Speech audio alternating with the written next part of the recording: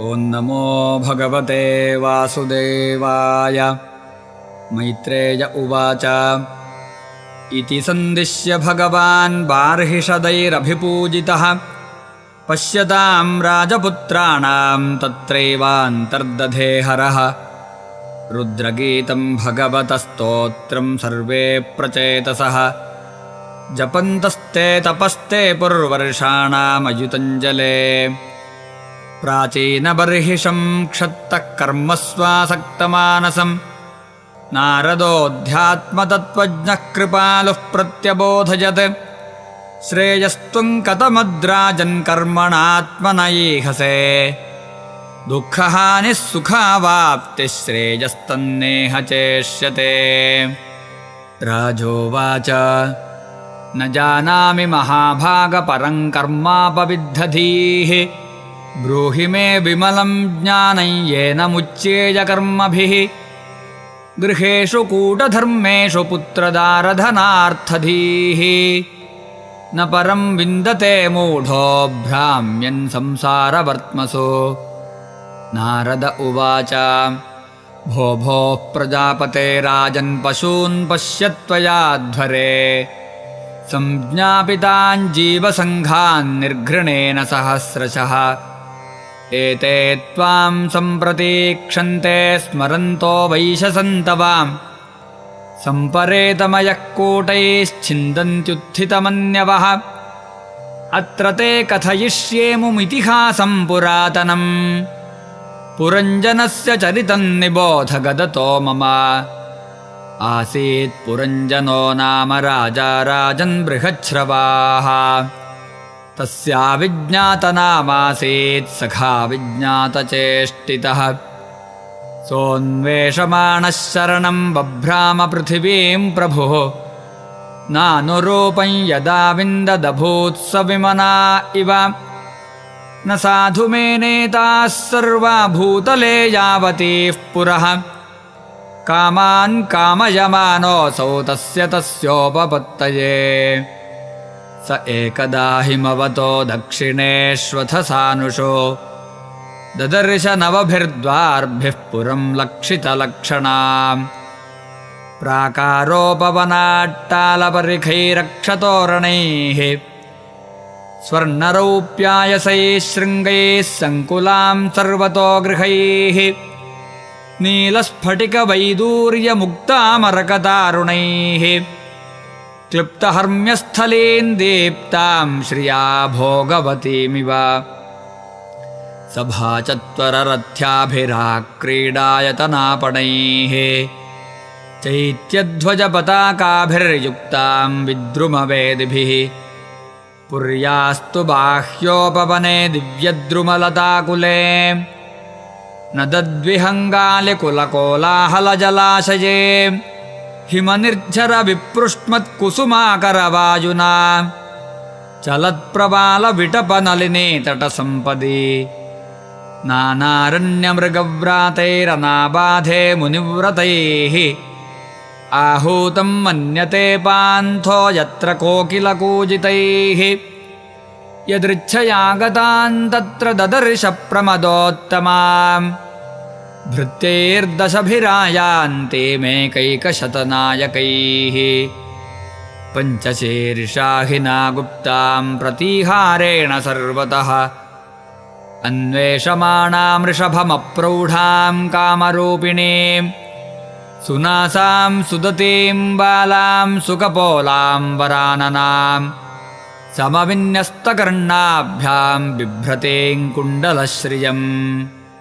पिशङ्गनीवीं शुश्रोणीं श्यामां कनकमेखलां पद्भ्यां क्वणद्भ्यां चलतीं नूपुरैर्देवतामिव। स्तनौ व्यञ्जितकैशोरौ समवृत्तौ निरन्तरौ वस्त्रान्तेन निगूहन्तीं व्रीडजा गजगामिनीं तामाह ललितं वीरः सव्रीडस्मितशोभनाम्।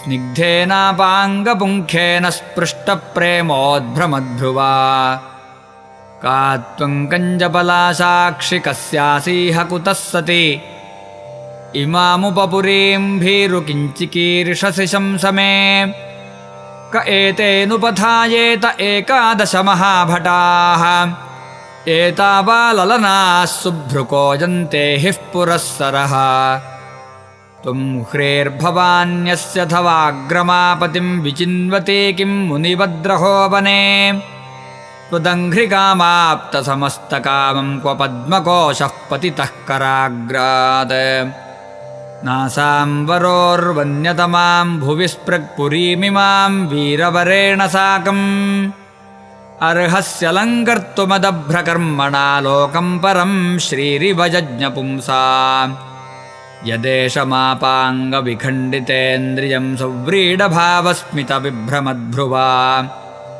त्वयोपसृष्टो भगवान् मनोभवः प्रबाधतेथानुगृहाण शोभने त्वदाननं शुभ्रुसुतारलोचनं व्यालम्बिनीलालकवृन्दसंवृतम् उन्नीय मे दर्शय वल्गुवाचकं यद्व्रीडयानाभिमुखं शुचिस्मिते नारद उवाच इत्थं पुरञ्जनं नारी याचमानमधीरवत् अभ्यनन्दत तं वीरं हसन्ती वीरमोहिता न विदाम वयं सम्यक् कर्तारं पुरुषर्षभा आत्मनश्च परस्यापि गोत्रं नाम च यत्कृतम् इहाद्य सन्तमात्मानं विदाम न ततः परम् येनेयन्निर्मिता वीरपुरी शरणमात्मनः एते सखायः सख्यो मे नरा नार्यश्च मानदा सुप्तायां मयि जागर्ति नागोऽयं पालयन् पुरीं दिष्ट्यागतोऽसि भद्रन्ते ग्राम्यान् कामानभीप्ससे उद्वहिष्यामि तांस्तेऽहं स्वबन्धुभिररिन्दम इमान् त्वमधितिष्ठस्व पुरीं नवमुखीं विभो मयोपनीतान् गृह्णानः कामभोगान् 100 समाः कन्नु त्वदन्यं रमये ह्यरतिज्ञमकोविदम् असम्परायाभिमुखमश्वस्तनविदं पशुम् धर्मो ह्यत्रार्थकामौ च प्रजानन्दो मृतं यशः लोकाविशोकाविरजायान्न केवलिनो विदुः पितृदेवर्षिमर्त्यानां भूतानामात्मनश्च क्षेम्यं वदन्ति शरणं भवेऽस्मिन् यद्गृहाश्रमः का नाम वीरविख्यातं वदान्यं प्रियदर्शनं न वृणीत प्रियं प्राप्तं मादृशी त्वादृशं पतिम् कस्यामनस्ते भुवि भोगि भोगयोस्त्रिजानसज्जेद्भुजयोर्महाभुजा यो नाथवर्गाधिमलं घृणोद्धतस्मितावलोकेन चरत्यपोहितुम् नारद उवाच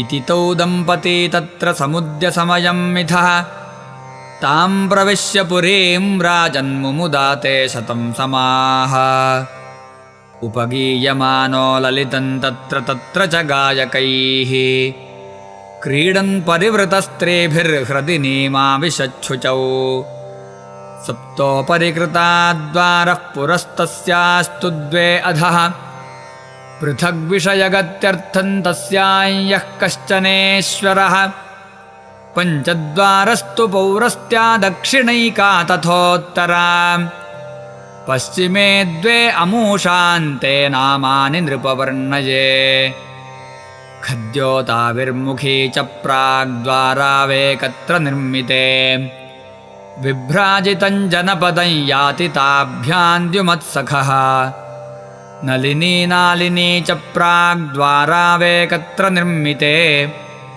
अवधूतसखस्ताभ्यां विषयं याति सौरभम् मुख्या नाम पुरस्ताद्वास्तयापणबहूदनौ विषयौ याति पुरराड्रसज्ञविपणान्वितः पितृहोर्नृपपुर्याद्वार्दक्षिणेन पुरञ्जनः राष्ट्रं दक्षिणपञ्चालं याति श्रुतधरान्वितः देवहूर्नाम पुर्याद्वा उत्तरेण पुरञ्जनः राष्ट्रमुत्तरपञ्चालं याति श्रुतधरान्वितः आसुरीनाम पश्चाद्वास्तया याति पुरञ्जनः ग्रामकन्नाम विषयं दुर्मदेन समन्वितः निरृतिर्नाम पश्चाद्वास्तया याति पुरञ्जनः वैशसन्नाम विषयं लुब्धकेन समन्वितः अन्धावमीषां पौराणां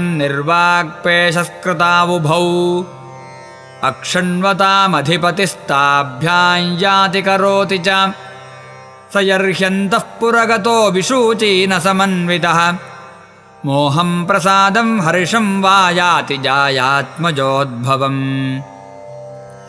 एवं कर्मसु संसक्तः कामात्मा वञ्चितो बुधः महिषे यद्यदीहेत तत्तदेवान्ववर्तत क्वचित् पिबन्त्यां पिबति मदिरां मदविह्वलः अश्नन्त्यां क्वचिदश्नाति जक्षत्यां सह जक्षिति क्वचिद्गायति गायन्त्यां रुदत्यां रुदति क्वचिद्धसन्त्यां हसति जल्पन्त्यामनुजल्पति क्वचिद्धावति धावन्त्यां तिष्ठन्त्यामनुतिष्ठति अनुशेते शयानायामन्वास्ते क्वचिदासति क्वचिच्छृणोति शृण्वन्त्यां पश्यन्त्यामनुपश्यति क्वचिज्जिघ्रति जिघ्रन्त्यां स्पृशन्त्यां स्पृशति क्वचिच्च शोचतीञ्जायामनुशोचति दीनवत् अनुहृष्यति हृष्यन्त्यां मुदितामनुमोदते